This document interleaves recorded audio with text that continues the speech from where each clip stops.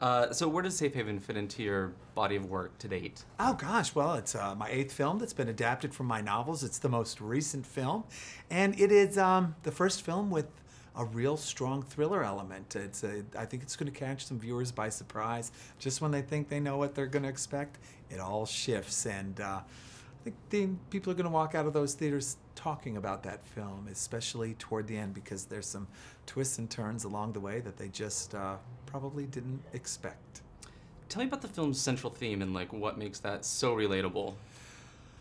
The theme is starting over, second chances. I think that's really the theme of this film, you know, because there's a lot going on here. You know, you've got people falling in love, so is that the theme? Or is it someone trying to come to terms with their past? Is that the theme? Really, it's about second chances, and it's second chances for both Alex and Katie, as played by Josh Duhamel and Julianne Hough, right? He's a widower, he's lost his wife, he's now living this life he never really expected, and he's been focused in on doing the best he can for his kids and running his job, and yet there's an emptiness there, and in walks Katie, Julianne Hough. She's got her own past too, and she too wants to start over. And you have like these two amazing actors, you know, playing these roles. So how are Josh and Julianne the perfect two actors to bring these two guys to life? You know, what you're looking for in any one of these films is an amazing chemistry, and certainly Josh and Julianne have that.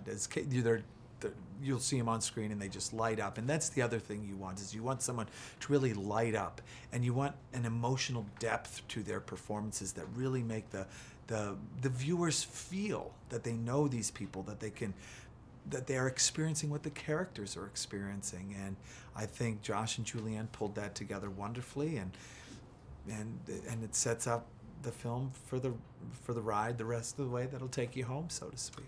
And the other component is Lasse Hallström, and talk about working with him. You know, Lasse Hallström and I first teamed up to do Dear John, and of course we worked with Marty Bowen, and it was a terrific relationship. Now by this film there was a shorthand version of the way we could work together. There was a lot more, I guess, familiarity and trust. For instance, if Lasse films a scene and you see something that, oh man, maybe I should tell Lasse to try something different, have her standing instead of sitting or something. You've learned now by this film that you can sit back, and that 9 times out of 10, Lasse saw that as well. So it made for a really smooth experience where he could work with the actors and get everything he wanted because he wasn't worried about what the producers were doing behind the scenes. That's great. And in all the behind-the-scenes footage that I've seen, it seems like the entire group just had so much fun down there, and you guys all got along. Tell me about just the overall experience of filming down in Southport. This is great. You know, the attitude of Southport permeated the set. And I know that sounds crazy, but it's true. I mean, this is a small southern town at the end of a road, basically, out in the middle of nowhere, so to speak, where the days seem little longer, time seems to move a little more slowly. People talk a little slower, they walk a little slower. It's just kind of that, it imbues a feeling of peace and serenity, and that drifted up through the set, and I think it made Southport become a character in and of itself in the film. And I think this is your first film that you've actually, you know, where the location is the setting in the film, so is that something that adds to the authenticity of the story? And I think it does, and it really, Nights in Rodanthe did have the house was actually in Rodanthe, so parts of Nights in Rodanthe were filmed in Rodanthe, but to me, it does make a difference, because the coast of North Carolina is different than the coast of South Carolina or Georgia or Louisiana, other places where my films have been shot.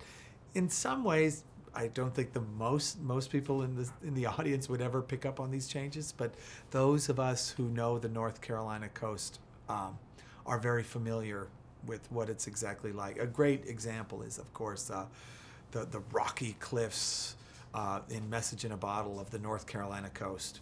Big hint, there are no rocky cliffs in North Carolina. Or how about Ryan and Rachel in the ocean, where he says, you know, if you're a bird, I'm a bird. This great romantic scene. There's no rocks like that. So, you know, the people who are there, you know, it's North Carolina coast is a place in and of itself. That's great. And what can we look forward to seeing from you next? Well, I've got another film slated to begin filming within the next few months. It's The Best of Me. That'll be Warner Brothers. Got a few television shows in development. You don't know whether they'll be picked up or whatever, but we'll be doing that through the spring as well. Of course, working on another novel. Have another novel I just finished up, so it'll be a busy year. You're a busy man. Yeah.